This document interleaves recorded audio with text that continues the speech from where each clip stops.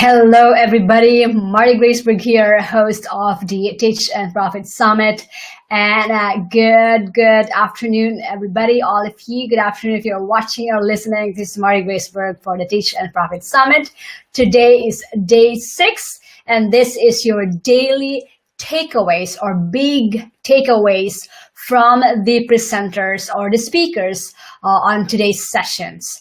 I've been doing this since day 1, which was Monday, and today is day 6, and we're going to be talking about the presentations from Jim Niswonger, the Heather Wilson, Rob Goyette, and next is Laura Ball for today. And what I will be doing is I'm going to giving you the big takeaways from their presentations, because we have 4 speakers that are speaking every day on the Teach and Profit Summit. And if you've been following, you probably know that we have speakers that talks about specific topics. And today our 4 speakers are going to be talking about how to promote your courses on a different platforms, like for example with Jim Niswonger, he'll be talking about webinars, Rob Goyette automated webinars, Heather Wilson on live events, and then Laura Ball with Facebook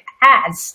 I'm really excited about these topics because these are strategies that we can use in order to promote our courses or our programs or our offers. So like what I mentioned, these are your big takeaways from the speakers that we have on a daily basis. Today we have 4 speakers, and if you want to watch the full training or the full masterclass for each of these sessions, I want you to go to www.teachandprofitsummit.com.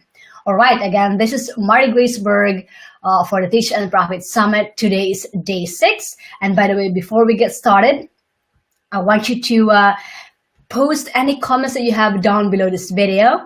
And if you like this video, find it valuable, please like our videos, please share them with your peers or with your colleagues. Please comment, and I'd love to know what you think about this one. If this is something that is value for you, what has been your big takeaway? And if you have questions, let me know. I'll be monitoring the chat box and then answering them for you. Okay? All right. So today is day 6, and we're talking about other ways to promote your courses or your programs or your offer. And I'm going to be sharing you the takeaways from the 4 speakers that we have today. Jim Niswonger, who speaks about or who trained about using webinars. Heather Wilson on live events. Rob Goyette on automated webinars. And then last speaker is Laura Ball, who spoke about how to use Facebook ads to promote your courses. So, get ready? Are you ready to learn? All right, let's start with Jim Niswonger. So Jim really is an expert in doing webinars. He's been helping 6- and 7-figure earners get their webinars, and he's been helping them really make their webinars great. That it's been like a result of like $1 million launches that he's been helping these people with. So he really knows his stuff, and he has a process or a system on how to do webinars that convert or webinars that sell. So big takeaways from him. First is, if you haven't started using webinars, the right time is now. I totally agree. There's no better time than today to get started with webinars. So if you haven't started webinars, really encourage you to get started, because that's the fastest way to connect with your audience. All right. And the second one is to make sure your webinar promise equals the program promise. I love that. You have to make sure that what you're promising in the webinar is what your program is promising, because there has to be congruency in there. And the other one is to remember that people buy when they feel understood. Yes, I love that. You need to communicate that you understand your audience, you understand how they feel, you understand their pain points, you understand their desires, their wants. Right? And then follow the 6 stages that Jim shared in his template. And you can download this template for free if you go to his sessions at teachandprofitsummit.com. And then, of course, do them consistently on a regular basis. Yes, nothing beats doing consistent actions. If you started doing webinars, don't just do it like once in a blue moon, but do it on a regular basis. So maybe once a week or every couple of weeks. Or if you do it once a month, then at least at a minimum, do it once a month. So those are the big takeaways from Jim Niswonger on using webinars to sell or to let people know about your courses, your programs, or your offer. And it's the best way by far, one of the best ways by far, to be able to connect with your audience, because people know when they are on a webinar, they're able to connect with you, they're able to get their questions answered, and it really takes it to a whole new level when you're able to engage in that way. So make sure that you take note of this strategy and then use it, really implement it. And like what I've said, you can download the six stages template that Jim Niswonger uses, that he helps 6 or 7 figure earners do webinars that really sell. And you can go to www.teachandprofitsummit.com. All right, next is Heather Wilson. And she talks about using live events, particularly how to fill and profit from live events. Because one of the biggest hurdle for people is to fill their live events. I mean, it's for one, it's hard to fill a live events because there's a lot of considerations for people. They have to fly if they are not local. They have to make arrangements with their families. They have to schedule. There's a lot of things to be considered. And Heather has a way of filling up these live events and using these live events not just to connect with your audience, but to profit from it by offering your programs or courses as a backend. I really love this strategy, and I believe that nothing beats in-person connection, because when the people see you in person, that takes a different kind of level. And you know that because when you see people right in front of you face to face, that takes it, the connection is a whole lot different than, for example, here. I mean, I know videos is the second best to connect with the audience, but when they see you in person, you see them in person, the connection, the relationship is heightened in a way. So live events are really important strategy. So make sure to incorporate this when your business, or if your business, if you think that will help your business to grow and scale. All right, so that's live events with Heather Wilson.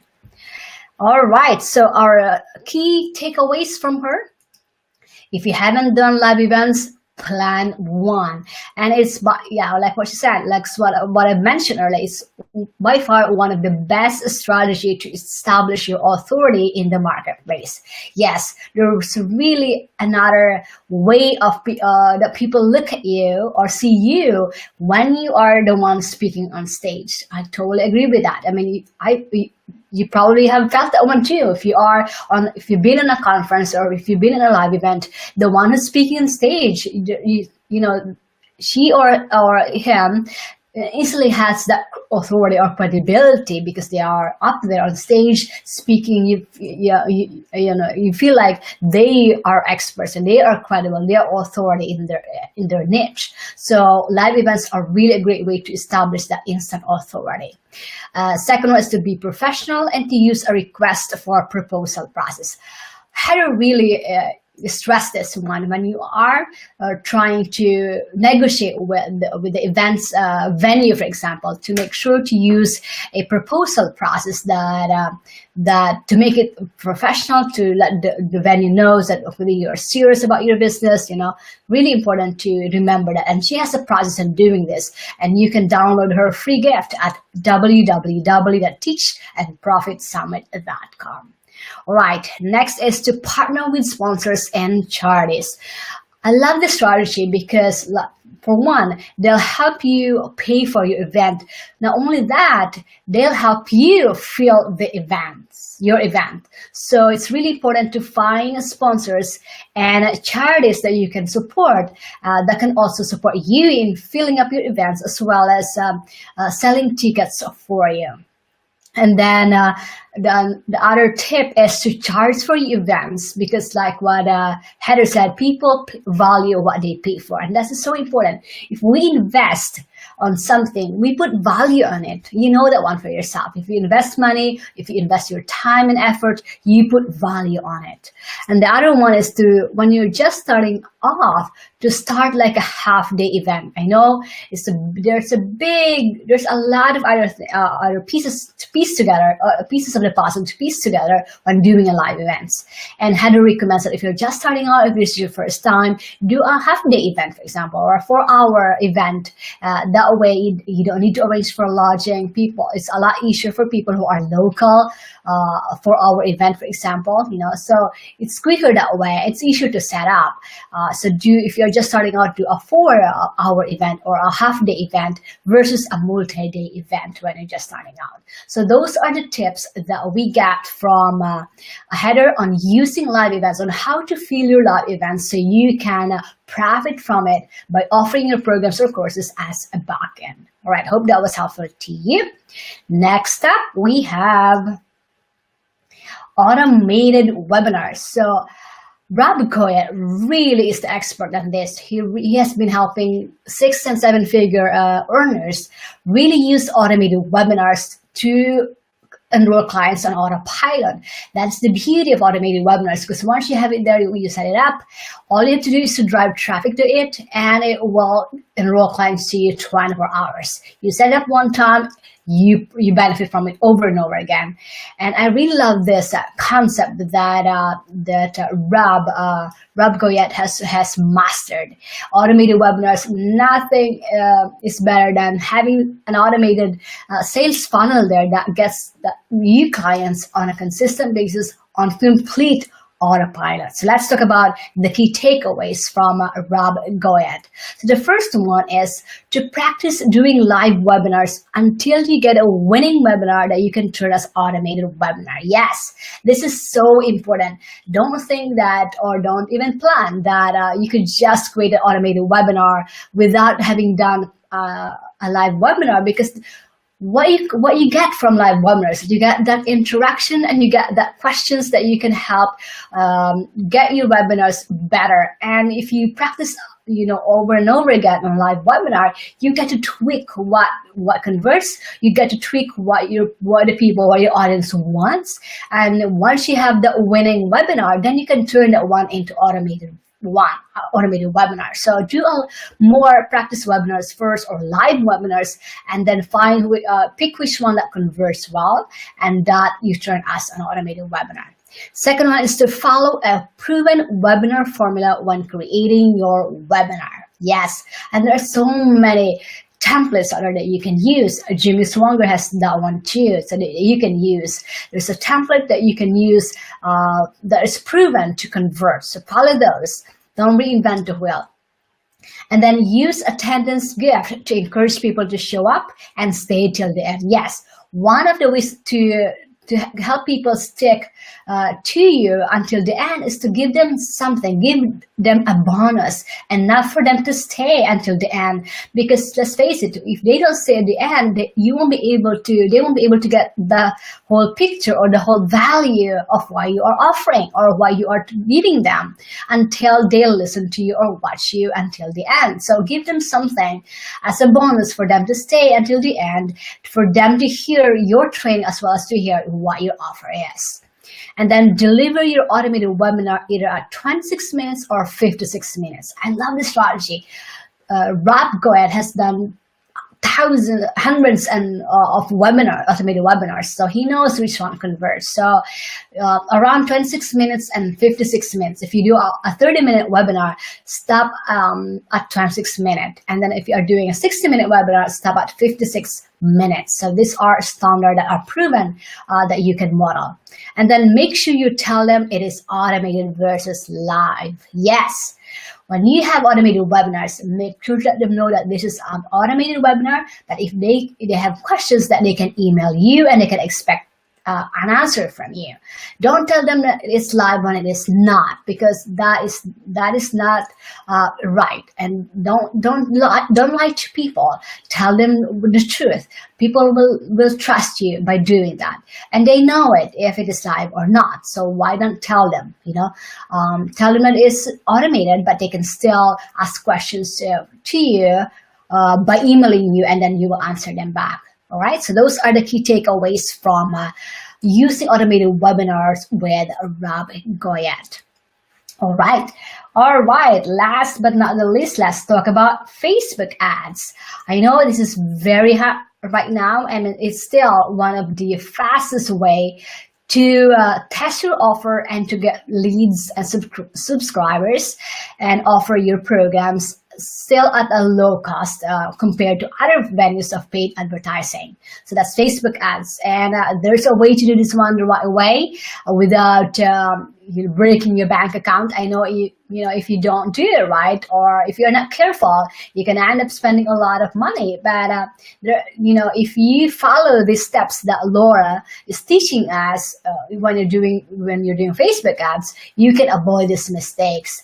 And it's really important to, whether you like it or not, to learn this one, because at some point you want to generate your own traffic, and Facebook ads is still one of the best ways to do that. You can, because you can test your offer if it converts. You can create a consistent stream of leads for your business by doing Facebook ads. So first, I want you to learn the strategies and watch her presentation, because she teaches us, especially if you're a beginner, how to create an ad and how to make sure that you're not going to be spending a fortune to do this Facebook ad. So let's talk about the takeaways from her training. So first one is to create your first Facebook ads following the steps on the masterclass. Yes, her training, if you want to watch it, it's at www.teachandprofitsummit.com. I really encourage you to watch that, because she shared with us, she demonstrated how you can create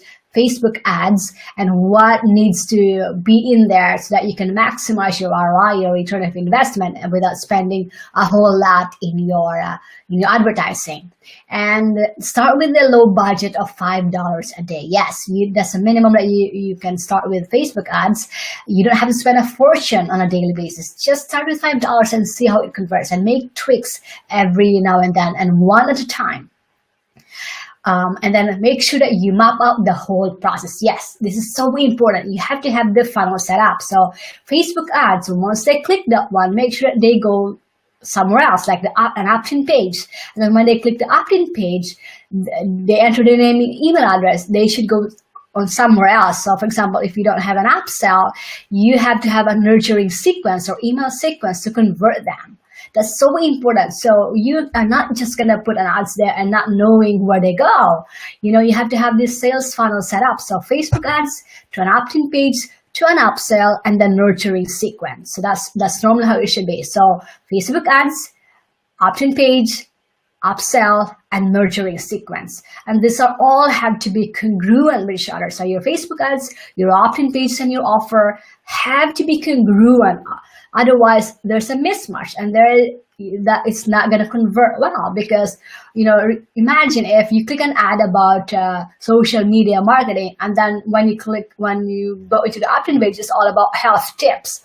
Totally incongruent, and you're going to be pissed, right? So make sure that your ads and your offer and the landing pages are congruent with what you are telling them on the advertising. Okay, and then watch your stats and tweak as needed. Yes, it's so important to watch your numbers, watch the stats, and make sure to tweak one at a time. So for example, you tweak your image, and then you test that one out, and then you go back and then you test the headline, put that one out, and then test another element of the ad itself. So don't tweak too many things at the same time. So one at a time, so you know which one is converting, which one is helping to convert or not.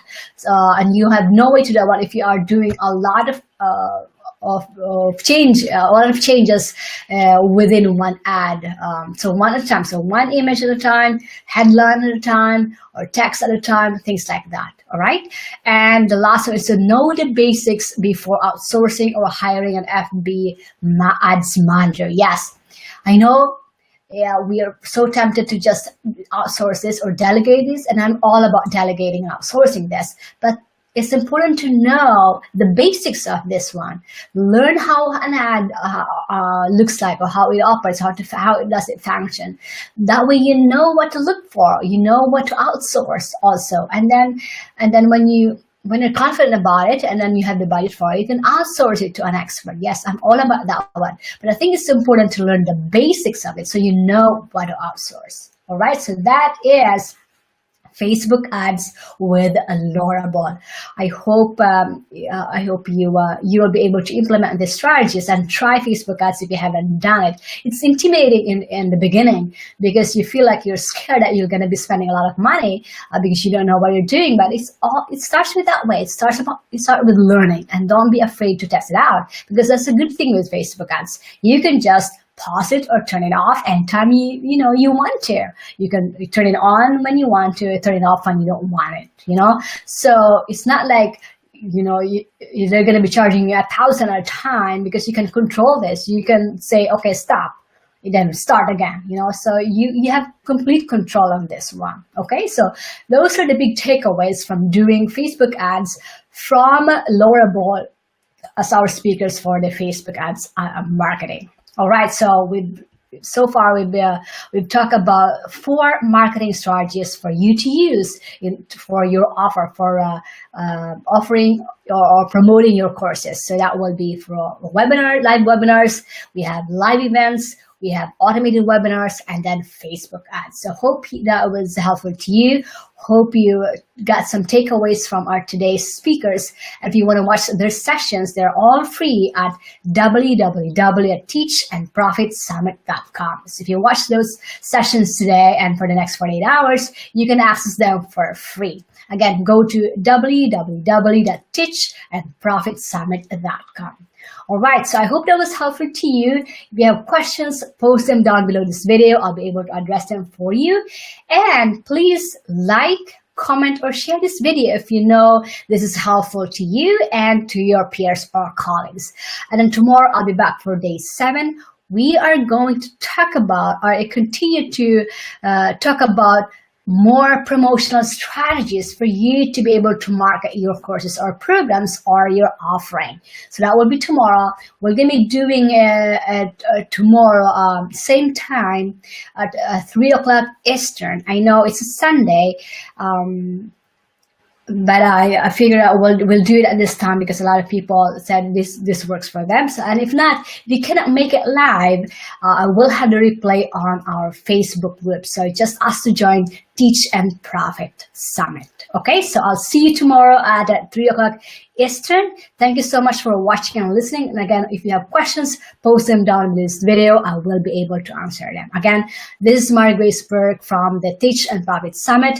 Go watch the sessions that I've shared with you today and continue learning from them. From Jamie Swanger on webinars, Rob Goyen on automated webinars, Laura Ball Facebook ads, and Heather Wilson on live events. Again, that link is www.teachandprofitsummit.com. Thank you so much, and I'll see you tomorrow. Bye.